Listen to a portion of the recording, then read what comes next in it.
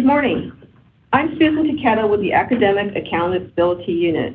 Welcome to today's webinar about the Academic and English Learner Progress Indicators. This webinar is part of the Analysis, Measurement, and Accountability Reporting Division series on the California Schools Dashboard. So this PowerPoint will be posted on the CDE California Accountability Model and School Board Dashboard webpage at the address that's on the slide. The recording of this webinar will not be posted. Throughout the webinar, polling questions will automatically appear on your screen. You will have about 45 seconds to submit your vote.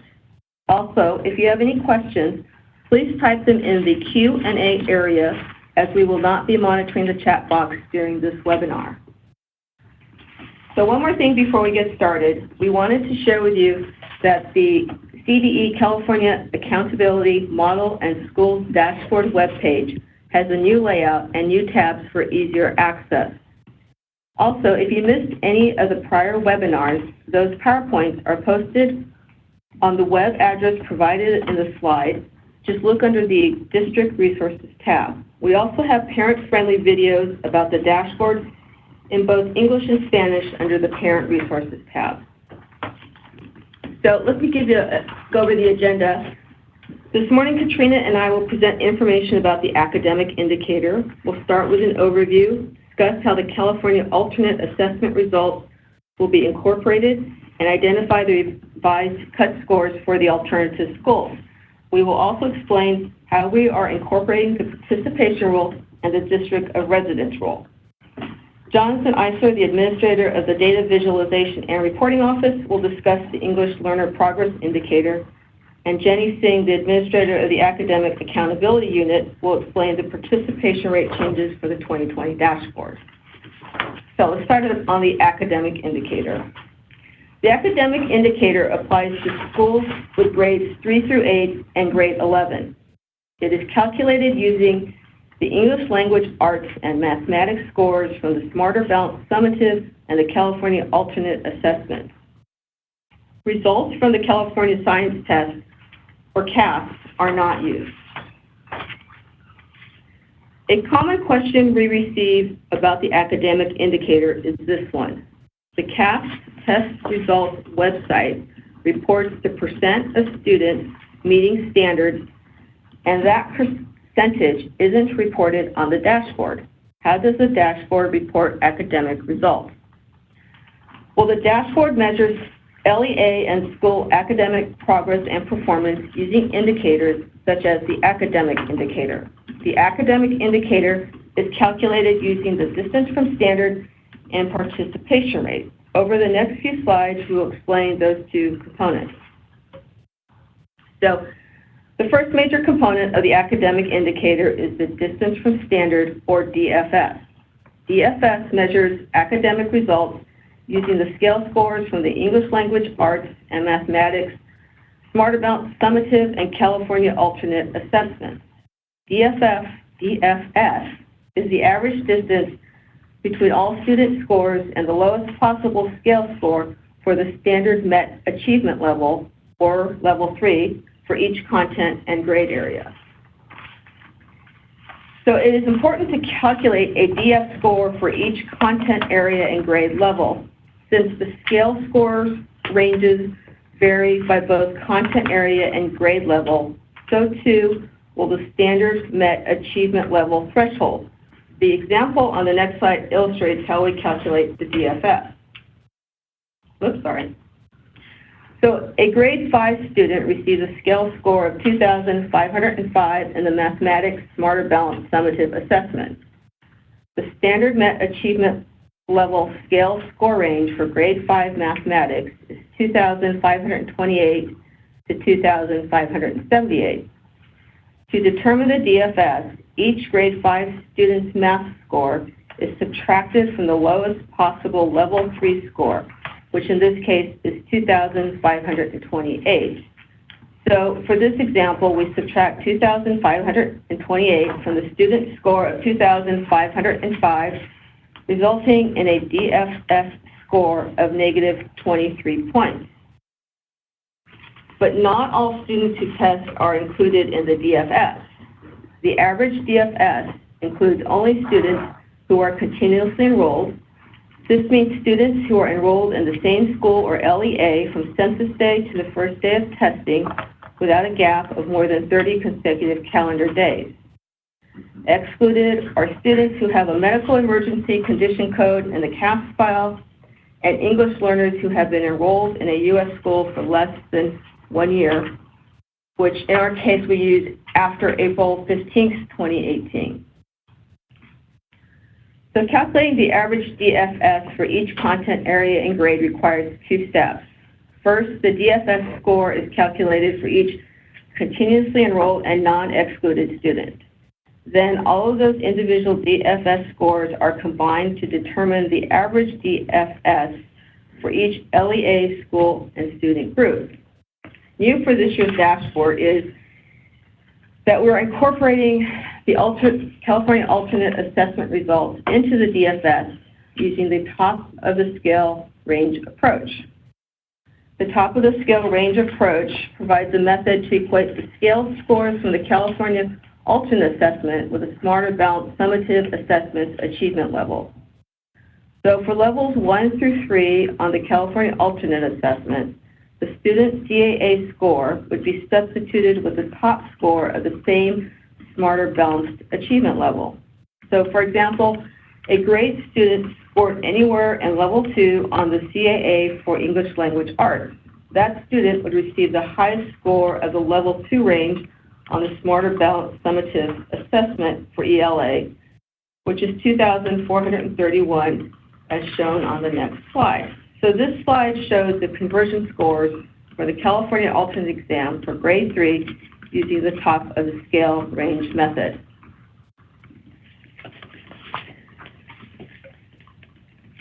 As this table shows, incorporating the California alternate assessment results using the top of the scale range methodology did not significantly impact the statewide average DFS for English language arts. In fact, the greatest impact was for grade 11, where the DFS was reduced by 0.2. The second major component in calculating the academic indicator is the participation rate. So the Every Student Succeeds Act, or ESSA, requires LEAs and schools to test at least 95% of all students and student groups on the standardized assessment. If an LEA, school, or student group does not meet this target, the percentage of students needed to bring it to 95% are factored into the average DFS results. The participation count includes students who take the Smarter Balanced Summative or the California Alternate Assessment. The first part of calculating the participation rate is determining the accountability test windows. The accountability test windows are for dashboard purposes only and are used to determine who is responsible for testing each student.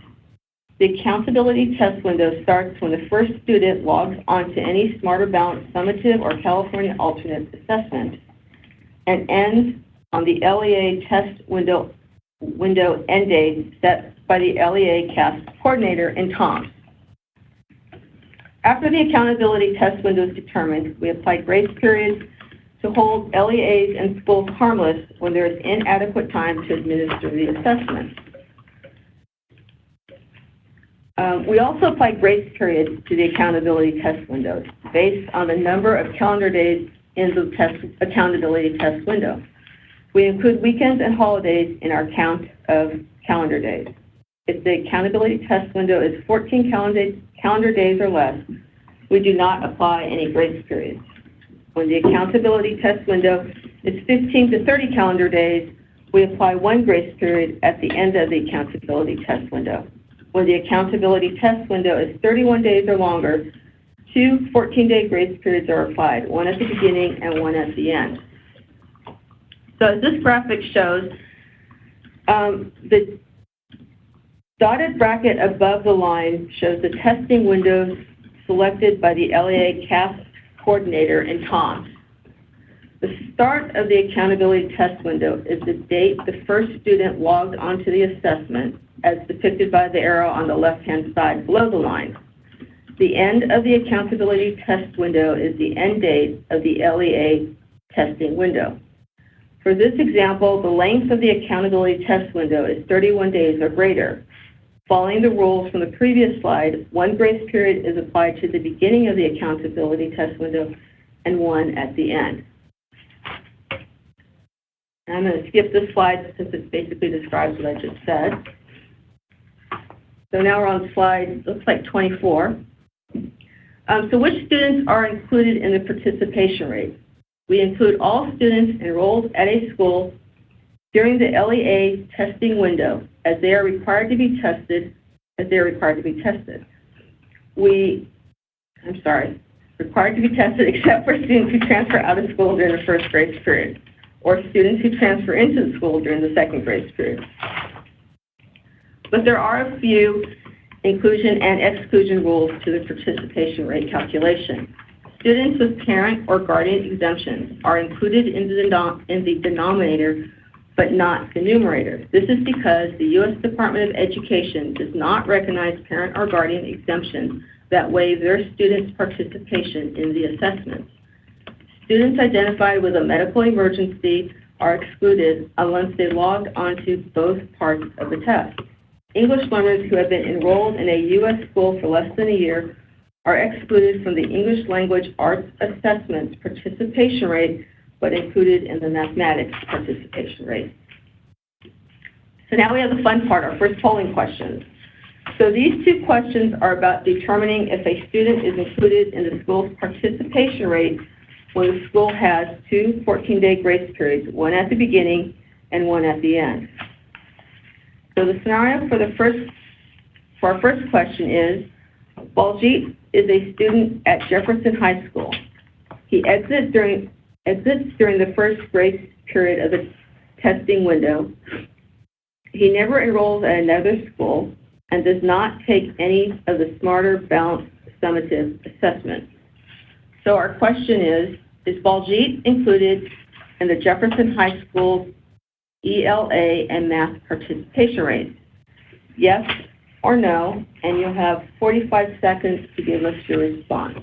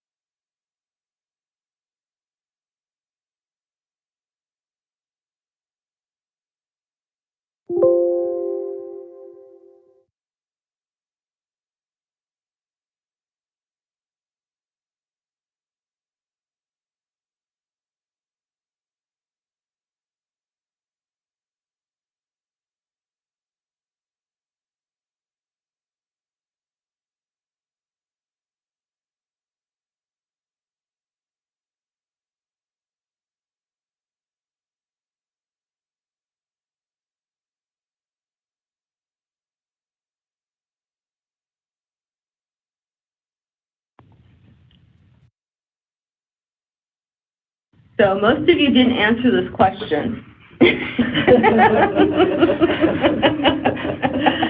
But the answer is B, no. Due to the grace period applied at the beginning of the school's accountability testing window, Baljit will not be included in the school's participation rate, neither in the denominator nor the numerator. So let's go to our second polling question. So Jorge takes the English Language Arts Computer Adaptive Test and Performance Task at Solar Middle School.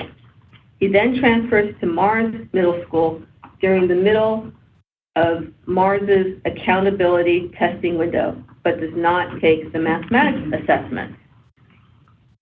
So, in which school's participation rate is Jorge included? A, Solar Middle School, B, Mars Middle School, or C, both Solar and Mars Middle School? So we'll open the polls, and you have about 45 seconds to give us your response.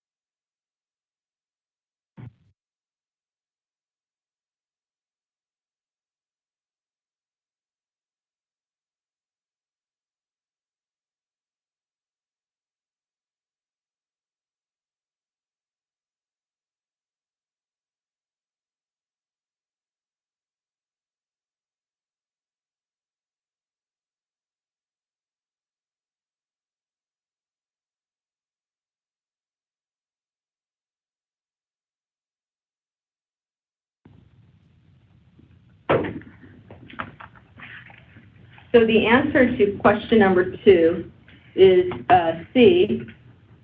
Both Solar and Middle Schools are, Jorge will be counted in both Solar and Mars Middle School participation rates.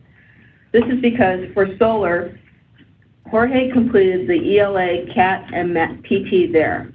So he'll be counted in both the numerator and denominator. For Mars, Jorge is included in the participation rate for mathematics because the school was responsible for testing him as he transferred in during Mars's accountability test window. Jorge will be counted as a non-participant, which means he will be included in the denominator, but not the numerator. So now Katrina will be explaining how the participation rate affects the academic indicator.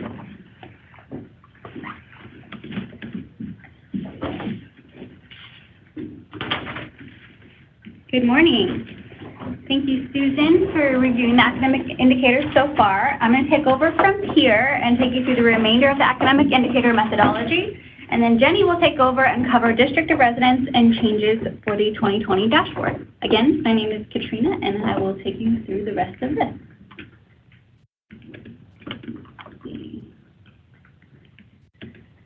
Okay. First, before we get into the rest of the academic indicator, it's important to remind us about the participation rate and how it affects the 2019 dashboard. Like last year, if a district or school or student group doesn't meet the 95% participation rate, it will be factored into their academic results. While ELA and math are calculated separately, the California Alternative Assessment is incorporated into the participation rate. So subjects are separate, but the same test type for the two different tests are together. The way that we factor in the participation rate, we call the adjustment methodology. In the downloadable files, these are called current and prior adjustments. We take the number of percentage points each group has fallen short of the 95% requirement. We multiply that number by 0.25 points to get the final points to be removed from the average DFS.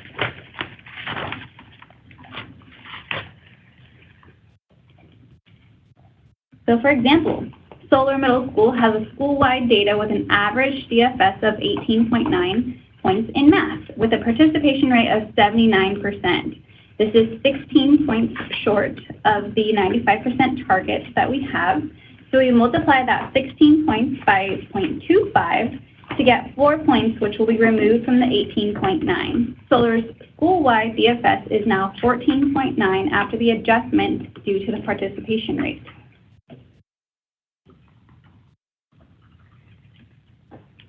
So next we're going to take a look at Jupiter High School District's participation rate for the student groups.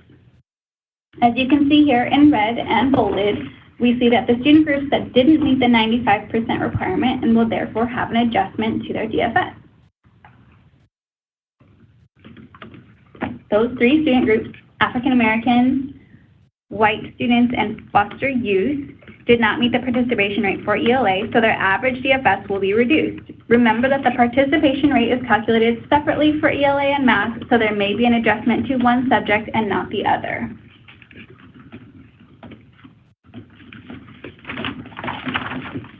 To review what we've covered so far, we have another polling question, and we'll be using the data that we just saw. The question is, what is the adjustment to the DFS for the foster youth student group, which had a participation rate of 70%?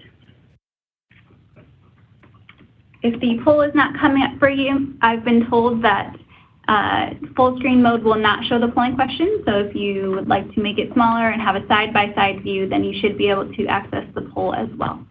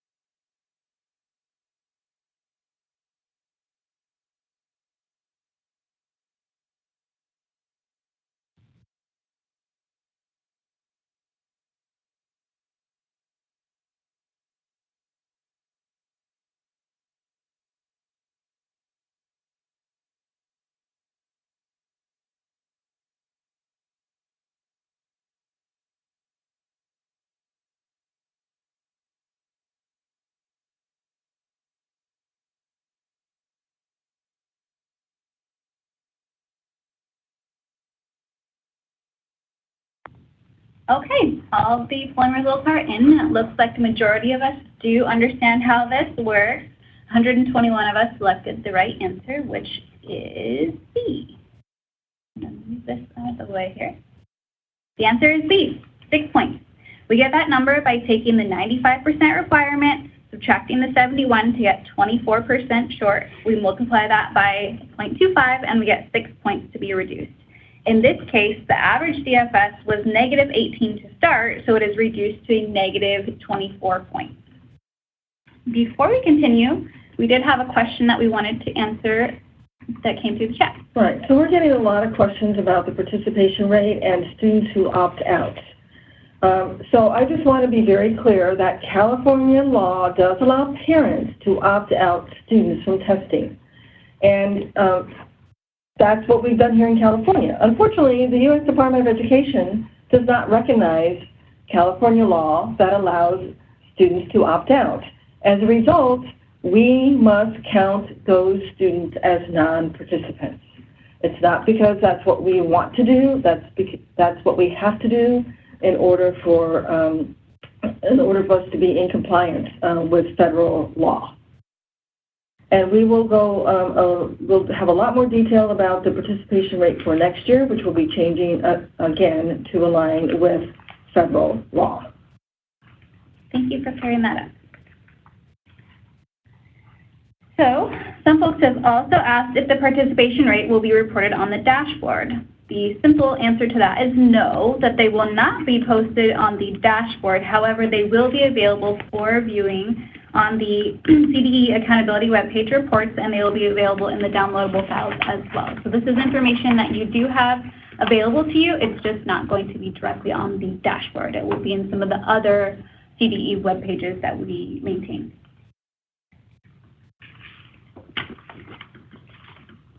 The academic indicator has an auto assignment of orange related to the participation rate as well. All LEAs are required to test their students if districts, schools, or student groups test less than 10% of their enrolled students in the current or prior year, but had at least 30 students enrolled, they will receive auto orange on the academic indicator. So they have to have been eligible for a color anyways in order for them to get an orange, and they have to test out less than 10% of their students to be a part of this.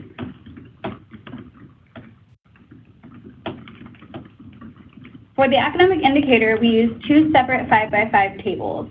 The colors in each box remain the same. However, the cut scores to land you there differ for high schools and high school districts compared to everyone else, which would include K-12 and unified districts.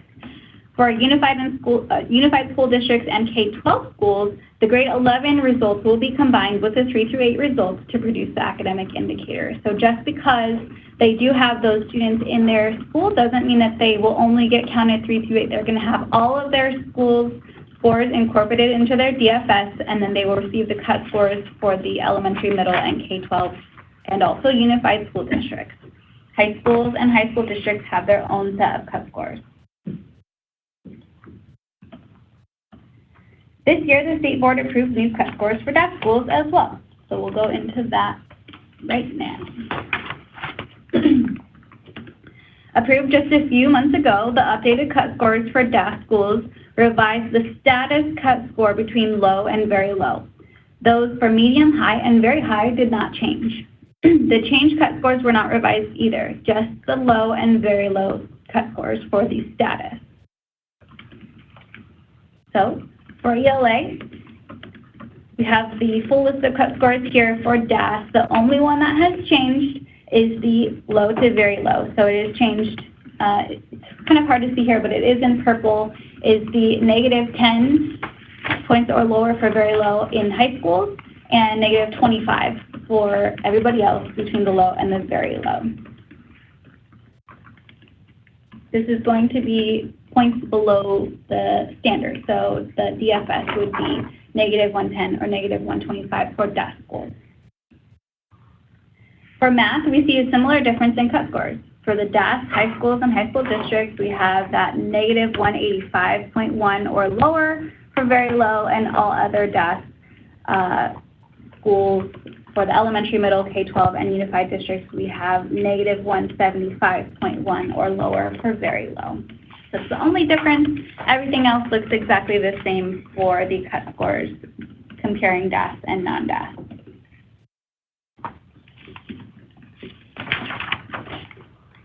We have a few more common questions to review for you. This one says, a high school district serves students in grades 7 through 8 or is a 7-12 district. Which cut scores are applied? In this case, high school cut scores are going to be applied to all of their combined DFS because their district type is considered high school. So depending on what type of school or district they are, that's how they will receive the cut scores. It doesn't matter what grades they serve as long as they have the indication that they are high school or high school districts, or otherwise they will receive the other cut scores. Another question, will results for both grade 11 and grades 3 through 8 be factored into the dashboard for a unified school district? As I mentioned earlier, all of these scores that are considered valid will be incorporated into the average DFS for a school or district. So yes, the cut scores will be based on the 3 through 8, however, or non-high school because they are a unified school district. So as we mentioned, high school and high school districts have one set of cut scores, and then unified K-12, elementary, and middle schools have the other set of cut scores. But all of their scores will be incorporated. So, Katrina, this is Jenny saying I answered a question incorrectly. Oh. I was thinking about the suspension rate. Oh. Someone asked if you're a K-12 school, which 5x5 will apply? K-12 will have the non-high school 5x5 applied. So in this case, the unified K-12 elementary and middle school cut scores will be used for those. And I apologize for answering that question incorrectly. Thank you for clearing that up. Okay, so if we have any final questions before we move on to District of Residence with Jenny, please submit them to the Q&A, and we will make sure that we cover them in the next few moments. So here's a question. If we are a 612 charter school, which 5x5 will apply? If you are a 612 charter school, it does not matter what grades you serve, as long as the district or school types that you have, I believe it's through CDS, that is the one that we use to determine which cut scores will be applied. Right. So if you say that you're an elementary school, then you'll get the elementary. If you say you're a high school, then you're going to get the high school. Correct.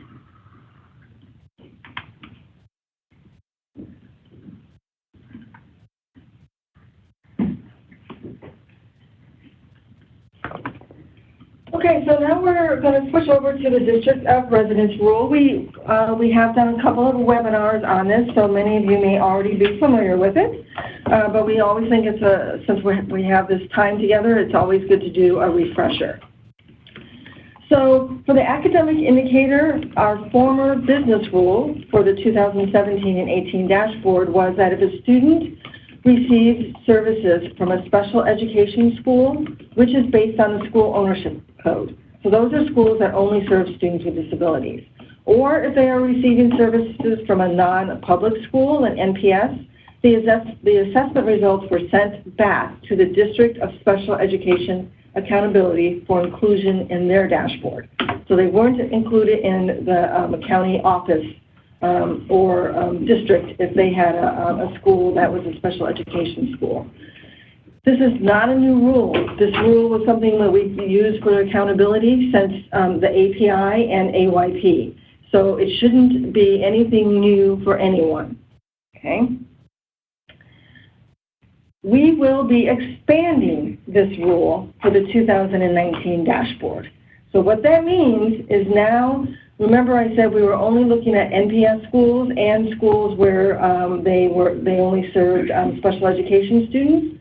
Now we are including any student with a disability who's receiving services from a special education school or from an NPS school or from a district on a school site that on a regular school site. So sometimes districts don't have the resources to serve a student, and they'll send them to the district next door, and they'll be attending a school that is actually serving the general population, as well as it may be having 2 or 3 classes for special education students.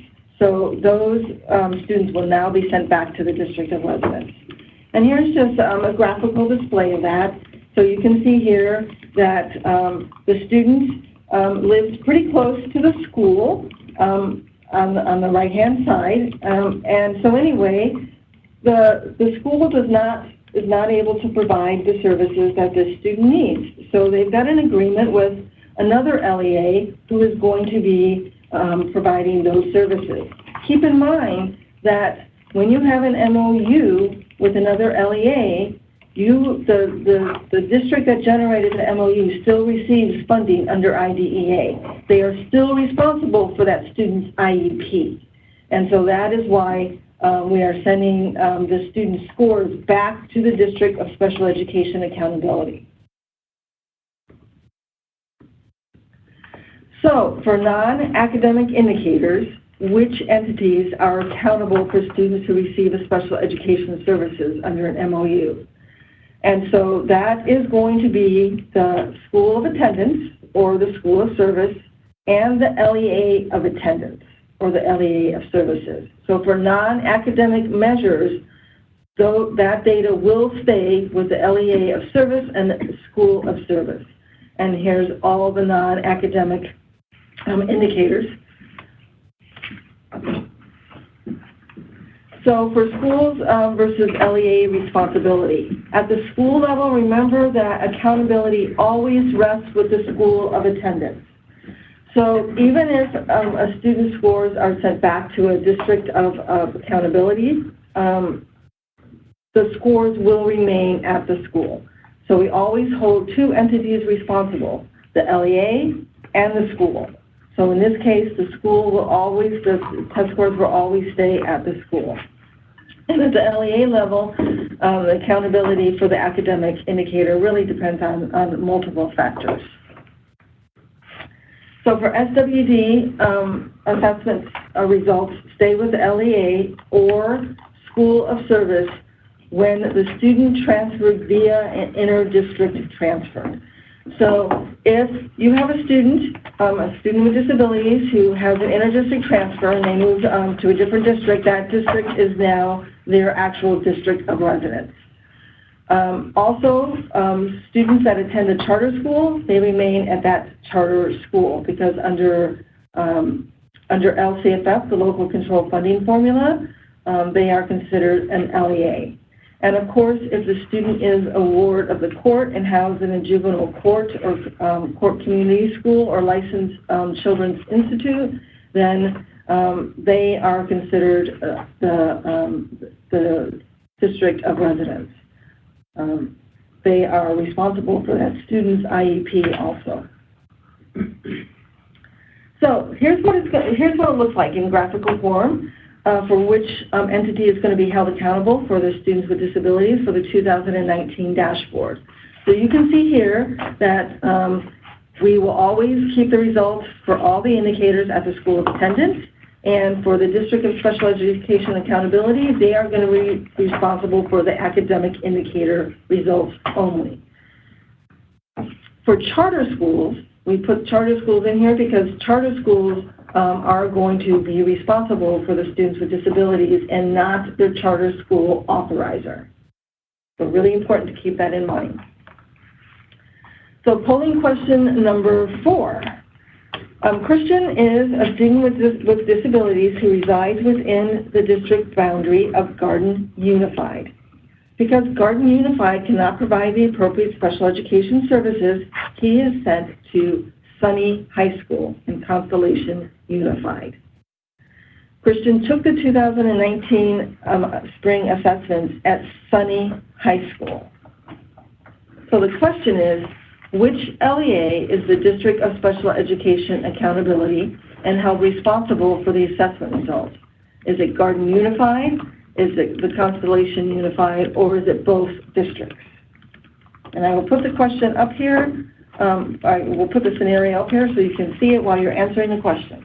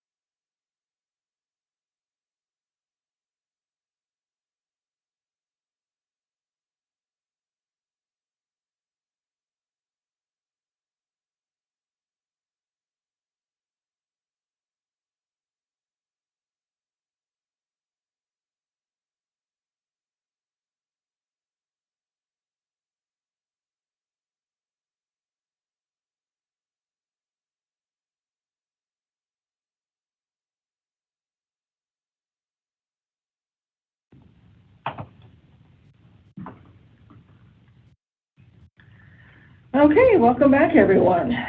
So the answer to the question is A, Garden Unified, right? Because this is the district where Christian resides, and this district is held responsible for the student. Remember, they still receive IDA funding for this student, and they also are still responsible for the IEP, so they should be working very closely with the district that Christian is now attending.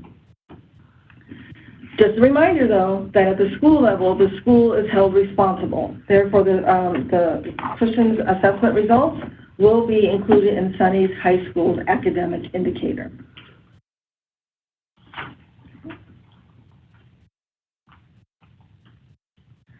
Okay, so changes beyond the 2019 dashboard. So we just wanted to give you a heads up that starting in 2020, all the data for students with disabilities is going to be going back to the District of Special Education Accountability.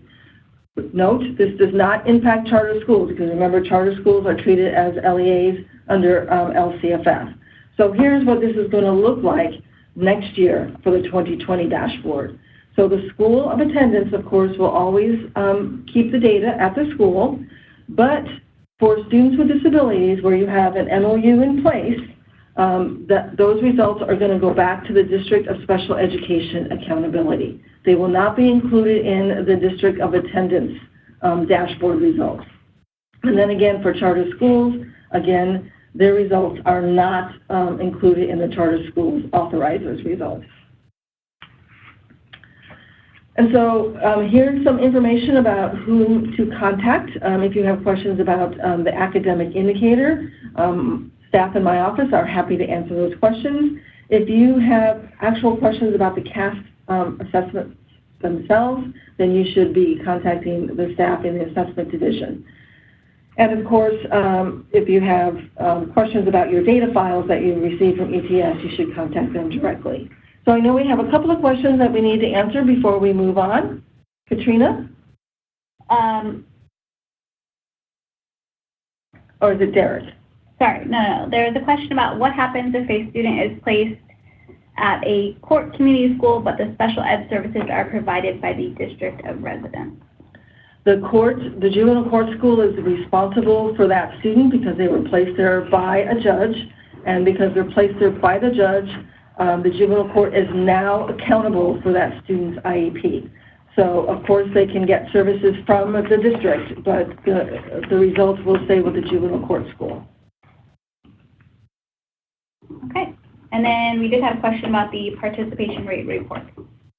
Okay.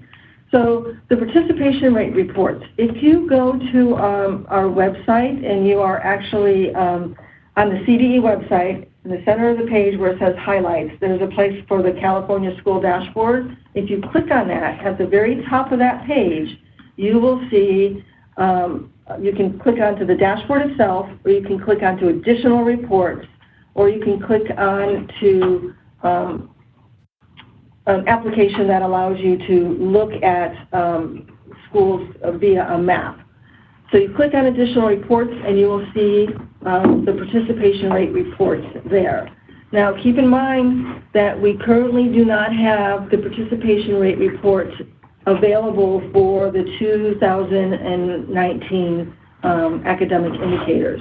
It is available in the downloadable files. So you can go to the downloadable files, and then you can actually see what the participation rate is for your school or for your district. So now I am going to turn it over to Jonathan Eisler to talk about the English Learner Progress Indicator.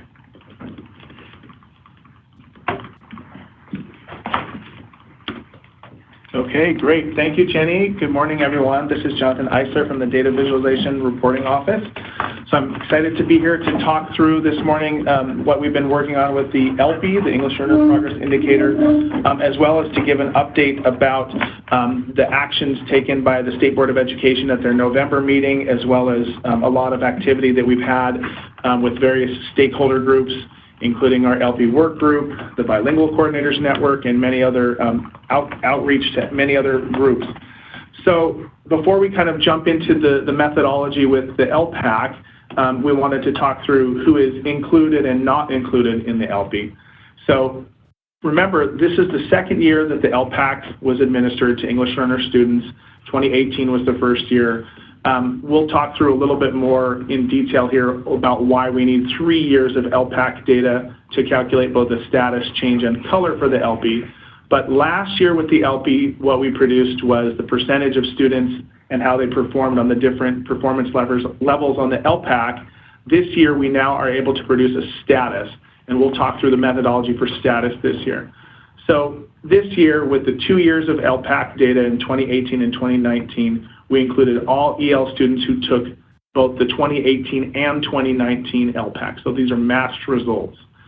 The students that are not included in the ELPI are those who reclassified as fluent English proficient or were RFEP'd before taking the 2019 LPAC assessment, those students who were newly arrived ELs in 2019, and that would also include kindergarten English learner students in 2019 because they would not have a prior year LPAC result, and then those students who graduated after 2018. So most of the cases, of course, that would be 12th graders in 2018 who graduated last year.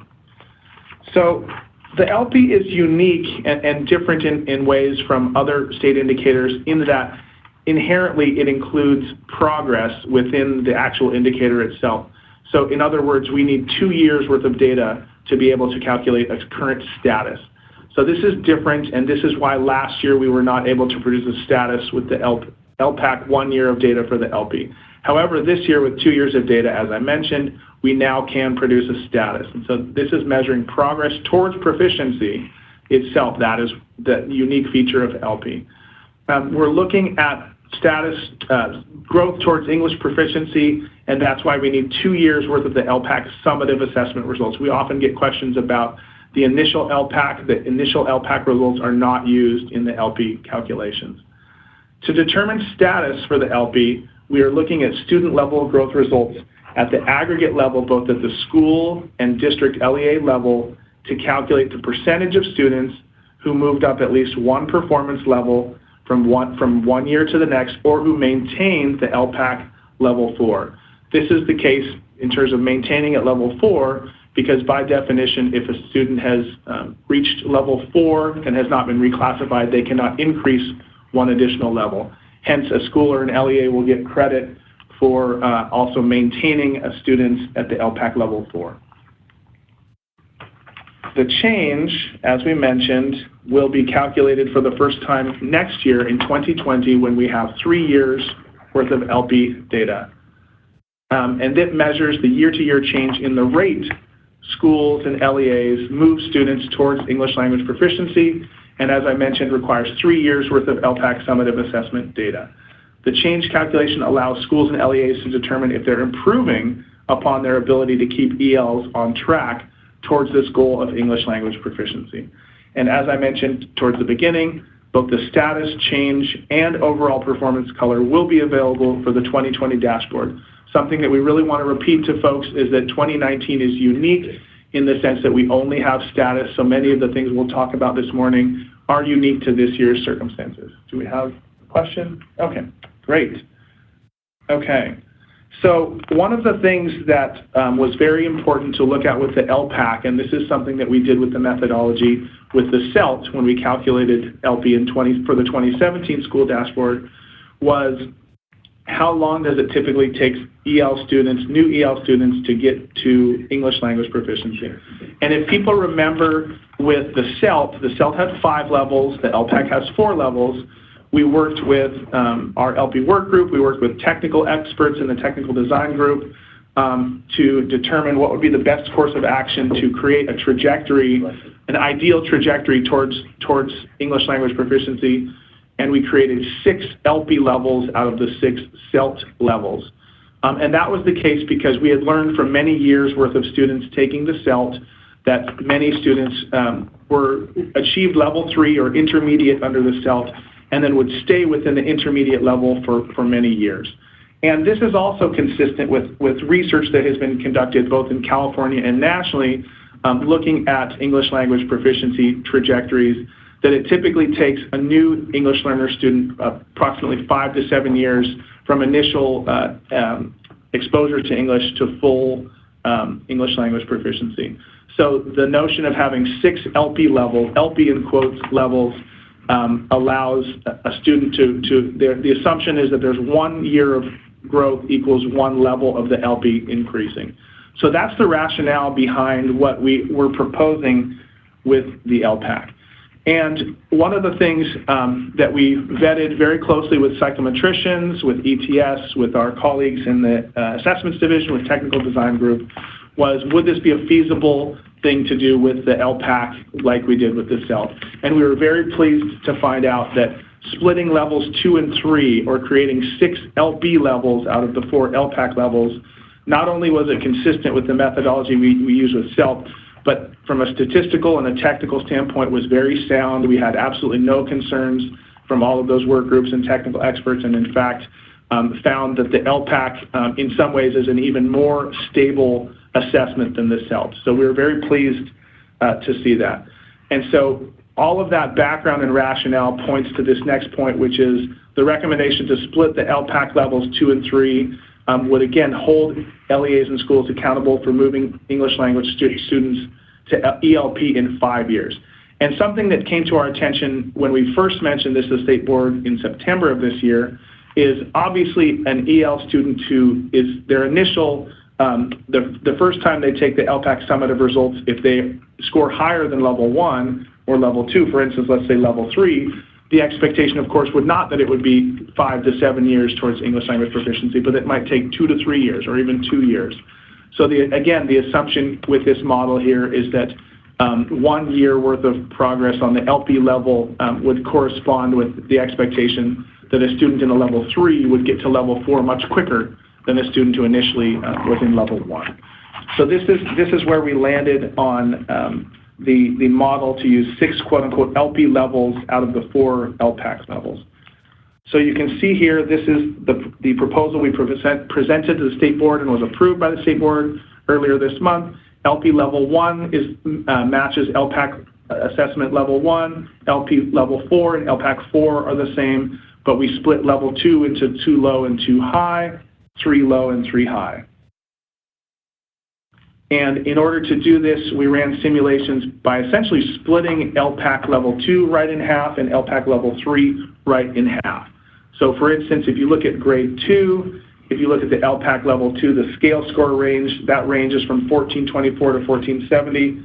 So the 2 low is again exactly half of that scale score range, or 1424 to 1426. And then the upper half, the two high, would be the upper half, or 1447 to 1470. It looks like there's a question. We keep on getting the same question over and over again. So in 2017, the LPAC threshold scores were changed after the administration of the 2017 LPAC by the board in November 2018. When we calculated the ELPI, we applied the new approved state board cut scores to the 2017 retroactively so that we're comparing apples to apples. Thank you. Yeah, this is Justin Lane from my office. So that's correct. So we're making sure that we're comparing the comparable scale scores from 2019 to 2018, the rescaled LPAC results. That's correct. Good question. Okay. So based upon the approval of the state board on splitting LPAC levels 2 and 3 and now we've created 6 LP levels, we ran simulations looking at where the distribution, mapping the status to the 5 status levels that we know for all the state indicators, from very low, low, medium, high, and very high. And so we got all the data from LPAC, we ran the simulations. And so using the same methodology that we use for all state indicators, it turned out that the very low was an LP status rate of less than 35%. And remember, this reflects the percentage of students who have a matched result from 2018 to 2019 who either increased 1 or more levels on the LP status levels or maintained level 4. And then at the other end of the spectrum, the very high would be if the LP status rate was greater than 65%. You can see that the low is between 35 and 45%, the medium is between 45 and 55%, and the high is between 55 and 65%. So this is how we determined where LEAs and schools would fall in terms of the cut scores for status.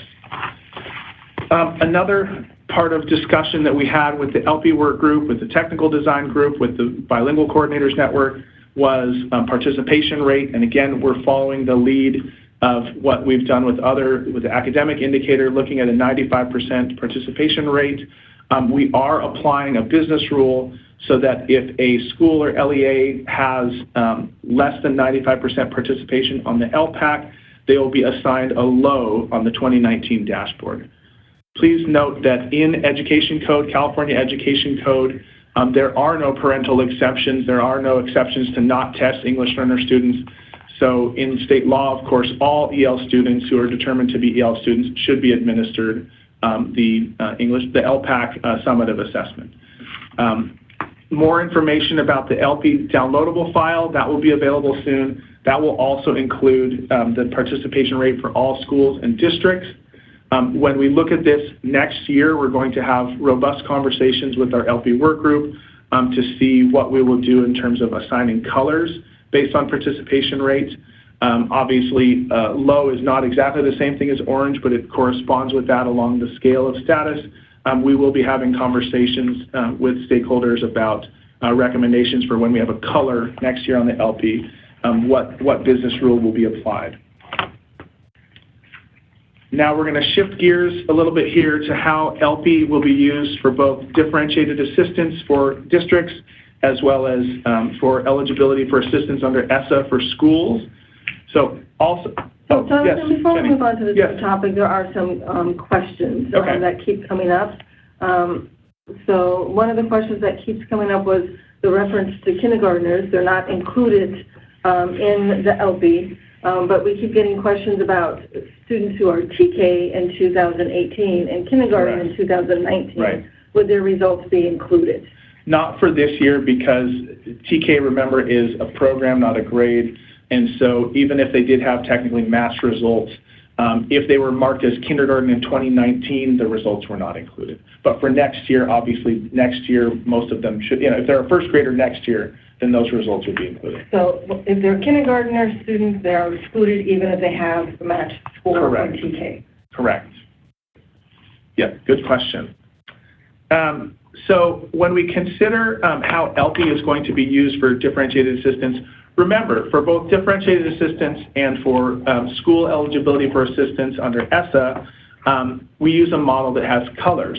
Obviously, we don't have a color for ELPI this year. So the recommendation that was approved by the state board was that very low on the ELPI will be used for both differentiated assistance determinations as well as ESSA school assistance determinations. And we use the word, very low in place of a red. So this is one example here of how the ELPI status would be used in LCFF district eligibility for assistance determinations. This fictional example here is Crystal Unified School District, and I'm just going to draw your attention, if you go to the CDE webpage and you want to learn more about just the general requirements for eligibility for assistance determinations for LEAs, there are, of course, multiple LCFF state priority areas. Obviously, at the very bottom of this chart, you can see are all the local indicators. Priority 8 is measured by the college career indicator. Priority 6 is suspension, etc. And the rule here, and I'm just going to read this directly from our website so that it's very clear, is, quote, to be eligible, to be eligible for assistance, the same student group must meet the criteria in 2 different priority areas. So in this fictional example here, we're looking just at the EL student group. And remember, the ELPI has only one student group, that is English learner students. So if we're looking at this fictional Crystal Unified School District, you can see that priority area 4 under English language, arts, and math will be an orange and a yellow, so that's not red. If you look at graduation rate, that's a yellow, suspension rate's green, college career indicators orange, and the local indicators are met. So by all of those instances, this LEA would not be eligible for assistance. However, if you look at the highlighted areas, priority 5, chronic absenteeism received a red, so that's one priority area, that's priority area 5. And then for this year only, priority area 4, the ELPI, that status would be very low. So in this particular hypothetical example, they would be eligible for assistance, for differentiated assistance, because those are 2 different priority areas, priority area 4 and priority area 5. If in this example, ELPI status were anything other than very low, so low or medium, then they would not be eligible for differentiated assistance. So I wanted to walk through that example here. For schools, there is a slightly different set of criteria than for LEAs under differentiated assistance. So again, we're using the very low ELPI status in place of red. So this is based on the school level performance. So one way that a school can become eligible for support under ESSA is all red or very low in the ELPI, all red or very low in the ELPI, but one indicator of any other color. It could be any color, blue, green, etc. If you have 5 or more indicators where the majority are red or the ELPI is very low, or if you have all red or very low on the ELPI, and orange. Is there a question in the log here? Okay. We're going to look at a question real quick here. Would you please re-explain slide 76? I thought the ELPI indicator would be included in the student group, not in the school level report. Do they mean... We're ahead because we have the... Oh, okay. Which slide? This slide right here? 74, not 70. Okay, sure. So I think the question is, can we explain how the ELPI is under just the EL student group? So remember, in this is Crystal Unified. We're just using this as an example of just the EL student group. So if you look at the top of the slide, this is a hypothetical example of just the EL student group. And remember, if we were looking at any other student group, let's say socioeconomically disadvantaged or foster, et cetera, there would actually be a missing value for ELPI status because ELPI only applies to the English learner student group. So this is why we're using the English learner student group as the example here, because the ELPI only applies to the EL student group. Hopefully that answers the question. All right. Yes, good question. Always want to clarify. Okay. And by the way, that's also the reason if you look at the ELPI on the dashboard, the equity report the only information included is for the English learner student group. Okay, so we did talk through this slide in terms of the eligibility criteria for school support. So let's look at the specific example here, which is slide 76. So in this particular instance, we're looking at comprehensive support and improvement, or CSI, and this is hypothetical example Amethyst Elementary. So in this case, Amethyst received Title I funds for the 2018-19 school year and would be eligible for CSI because it met the criteria of having 4 or more indicators where the majority are red or the ELPI status is very low. So you can see again this hypothetical example. ELA and math both received a red. Chronic absenteeism and suspension are not red, they're orange and yellow. And then the ELPI status is very low. So that very low is in place of the red. So in this hypothetical example, you have 5 or more state indicators, and the majority of them, or 3, are either red or the ELPI status is very low.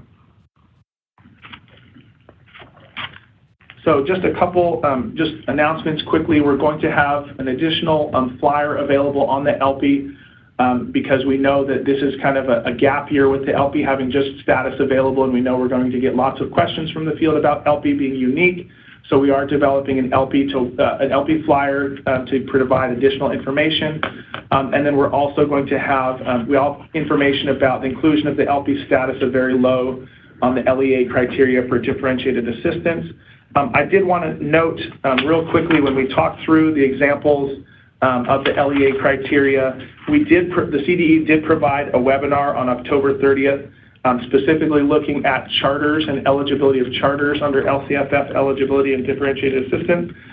Those slides are now available on our CDE webpage. If you go to the dashboard page, under the District Resources tab, there is a link to webinar series, and that slide deck is available there as well. So just next steps, this week the ELPI status data will be available for the LEA preview on the 2019 dashboard. In December, so next month, the eligibility for assistance determinations, including ELPI, will be available. And then school eligibility assistance for determinations will be available in 2020. So just want to make sure there are any other questions for ELPI. And this is how, if you have information about ELPI, you can contact our office, Data Visualization Reporting Office. Here is the email address and, of course, the phone number. So, Jonathan, why do we test TK if they're not going to be included in the ELPI? So I know that the TK students are, they definitely are given the initial assessment so that just to determine whether they are an English learner student or not. In terms of why they're tested, again, if you are enrolled in a California school and you are an EL, you are required to take the annual assessment. So it is a requirement under state law. If you're an EL, if you're determined to be an EL student in California, whether you're K, TK, whatever grade, you are required to be administered that exam. Another question. When I looked at the embargoed 2019 LPAC results, the percentage of students on level 4 is significantly lower than 2018 LPAC results. Were the same scale score cutoffs used for 2018 and 2019 LPAC results? So on the reports on the LPAC pages, the ETS reports, they were not. Those are different. So the actual public results were not. However, and it's very important to repeat this, when we're doing the calculations for the ELPI, exactly as you mentioned earlier, Justin, we're applying the cut scores for the scale scores for 2019 backwards to 2018. So you're absolutely correct. The public reports that are on the web page on 2018 were the old cut scores, but what we're doing for the ELPI for accountability is we're retroactively applying the 2019 cut scores to 2018. So again, as you mentioned, apples to apples comparison. Another question. I teach at a charter high school. Students are held here for a max of 4 years. They split performance levels. The split performance levels holds us accountable for English language proficiency in 5 years, but we average 2 or 3 with our students. How does the LPAC or ELPI affect us? So given, if I'm understanding correctly your example, you'd probably be in the high or very high status because you're doing a good job of getting your students to advance through the ELPI level. So I would just keep track of how you do over time, and if that's correct, then keep up the good work is what I would say. Will the downloadable data file also include LPAC results for 2018 and 2019 with the new calculations? It will not. It will just include the students who have matched records between 2018 and 19. And they want an example of what differentiated assistance might look like with the case of with chronic absenteeism. I'm be honest, I'm not quite sure what that question is, but if the person wants to follow up offline later, we can connect later. Does the ELPI include redesignated students or LTELs? So it does not, and that's a good question because under the old methodology with the CELT, we included in the calculation the prior year reclassified students, and we actually gave an extra weight to long-term ELs. We wanted to keep pushing for this methodology. However, we were instructed by the U.S. Department of Education we could not do so using the LPAC. We actually spent over a year debating with them and fighting to keep those changes. We thought those were very important parts of our methodology that our stakeholders pushed for, but we got a final determination earlier this year that we could not continue doing so. Another question. If your district is already in designated or differentiated assistance for another reason, how does the addition of very low for the ELPI affect their current DA plans and actions? You know, I would probably defer to the System of Support Office, but I think as you're writing up your plans for the district, you would obviously want to account for the fact that your English learners, the ELPI results are the very low. You know, for differentiated assistance, you could be red in all of the categories or very low in all of the categories. You would want to work with your district in making sure that all of your students are getting the proper services to improve that.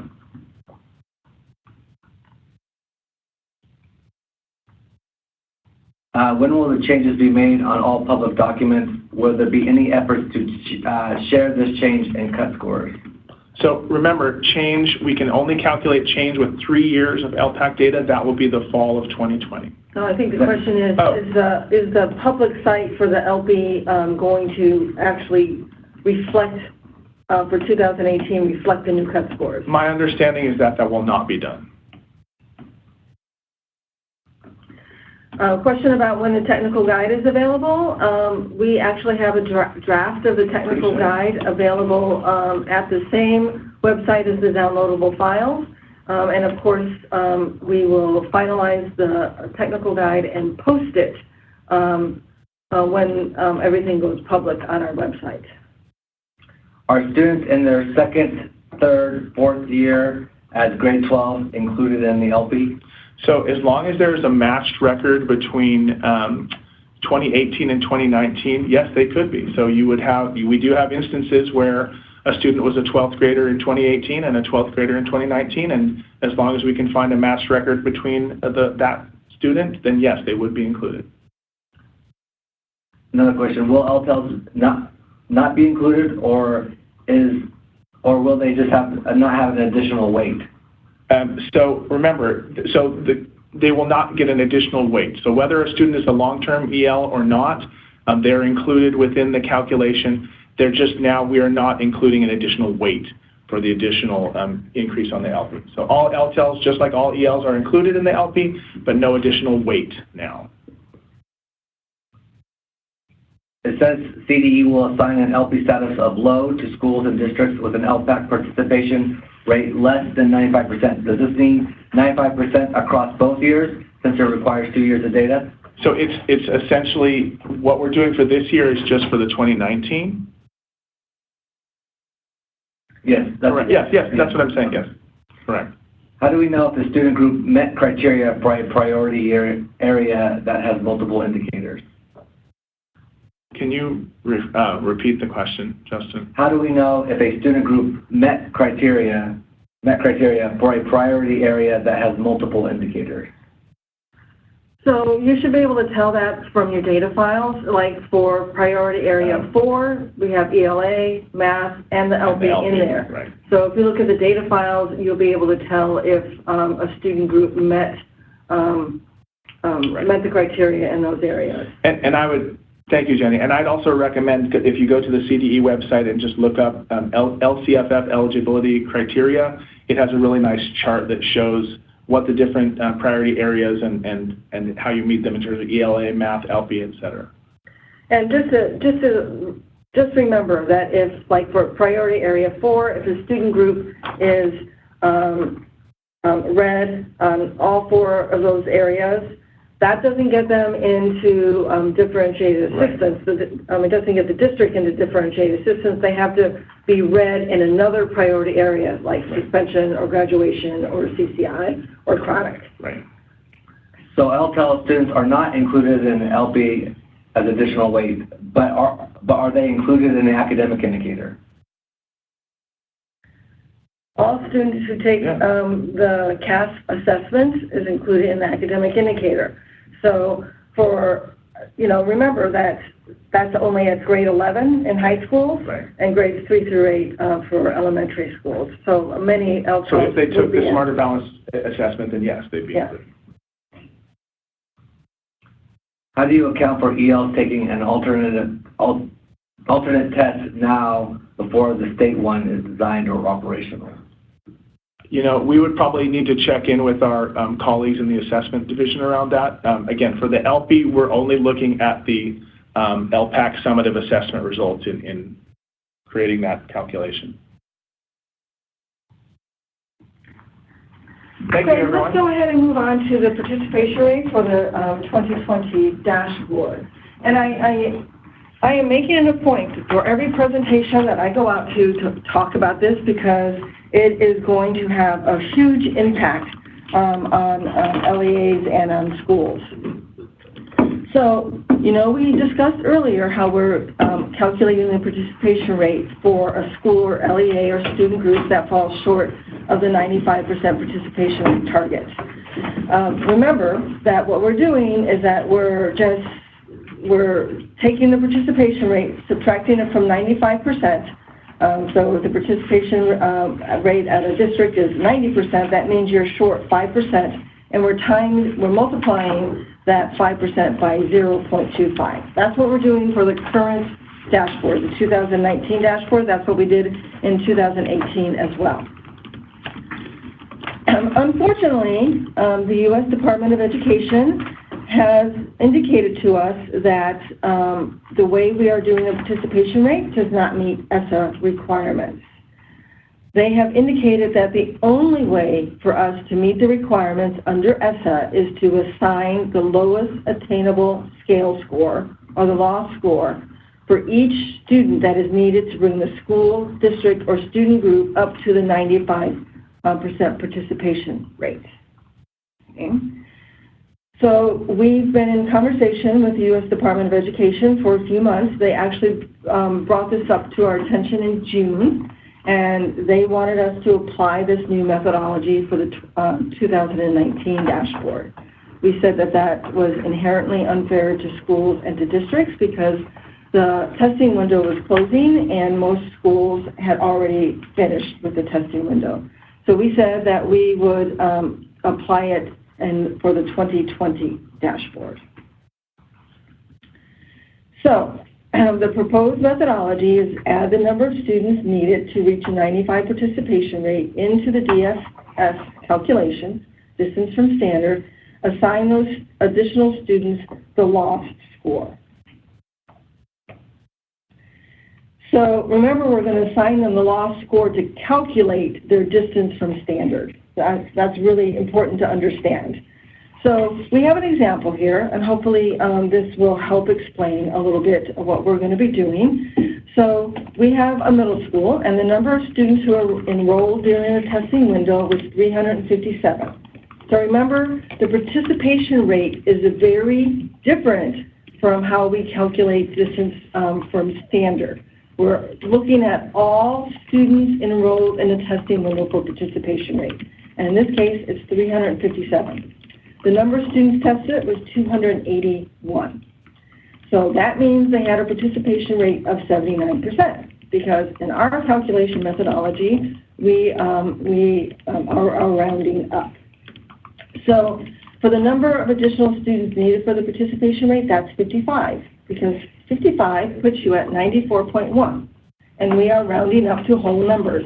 So 55 students is what you need to get to 95% in our calculations.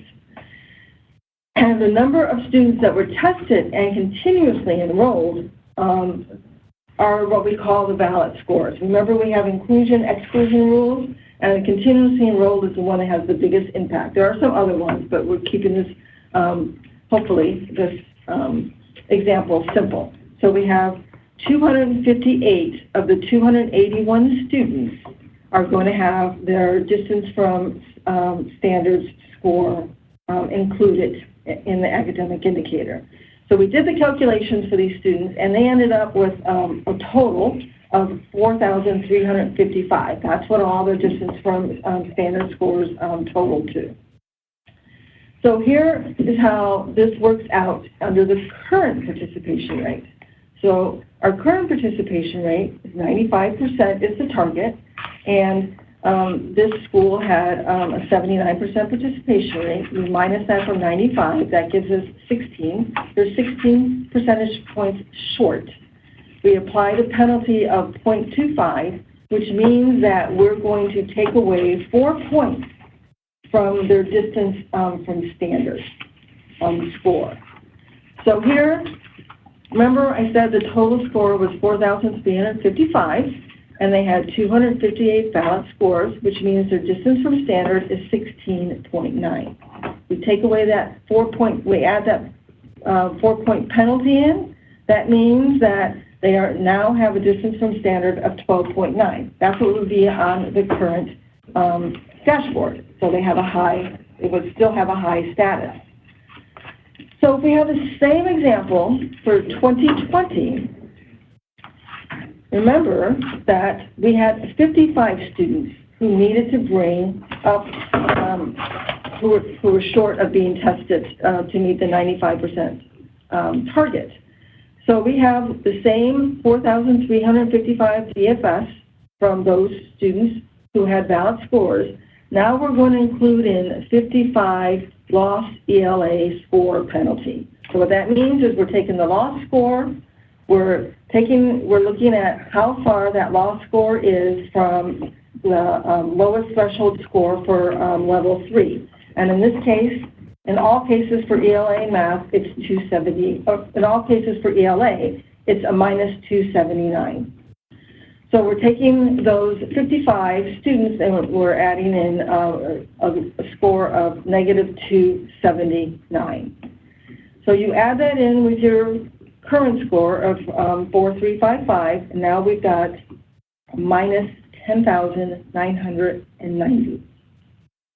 Big difference. Big difference. And of course, we're adding the 55 students into the denominator, so now the denominator is 313. But with this new methodology, your score goes from a plus 16.9 DFS to a minus 35.1. Now you've gone from a high status to a low status. So the difference between these two methodologies, the one we currently have and the one we have to implement in 2020, is 48 points. So all I can say is that this is going to have a huge impact on schools that do not meet the 95% participation rate. You notice that I said we're going to take the 279 and apply it to all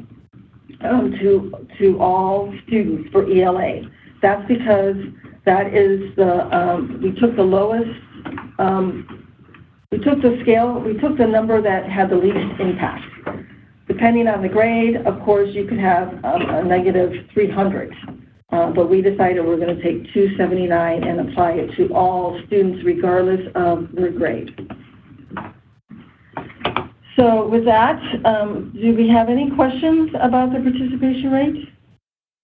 We had another question about the loss score for math. If we can figure out if 279 is the loss for ELA, what is the loss for math? Oh, you know what? I did figure that out, but I've forgotten. I'm sorry. We will put that in our frequently asked questions, though, so you can have access to it there. It's actually less than 279. I do remember that, but I can't remember exactly what it was. I did it for a presentation that I'm going to be doing at CERA, but I can't remember what it is. I'm sorry. So we are coming towards the end of our presentation. We just wanted to let you know that we do have resources up on our dashboard, up on our website already. We have some resources for parents. We have the parent guide and the flyers. We do have some flyers for educators. We are posting up our PowerPoint from the webinars. And of course, when we do the release, we will have the data files for each indicator up and the dashboard technical guide up. And we do currently have our frequently asked questions up, which we will update this week. Just a reminder, we do have those additional reports, and one of the things that we've updated over the last couple of months is our CCI report. So I would take a look at that if you're at the high school level, because I think it's going to be a lot more helpful as we move forward. So again, we will be loading up the preview for the ELPI, and for the ELA and for math tomorrow, and at that time we will also be previewing the local indicators.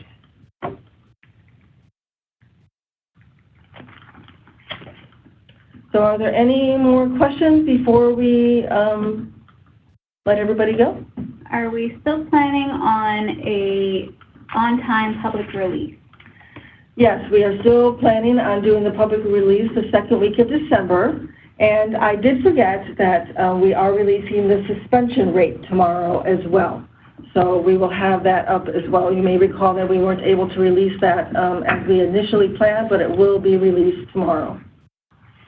And what about the additional reports being released, the CCI report and those type of things? Yes, the additional reports unfortunately will not be done until after the public release.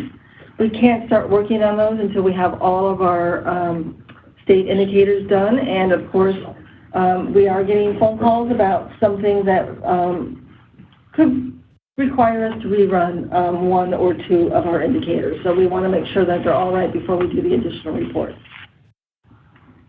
This is Jonathan again. We've gotten several questions about the alternate EL assessment and how it affects participation rate. So again, remember, all EL students, regardless of their status with special education, et cetera, are required under education code to take the ELPAC summative assessment. So the participation rate applies to all students who should be taking the ELPAC annually. Okay, well, we want to thank all of you for joining us. We really appreciate you taking the time out to go over these indicators. And for any of you who are going to be at CERA, we look forward to seeing you there tomorrow. Hope you all have a great day. Bye-bye.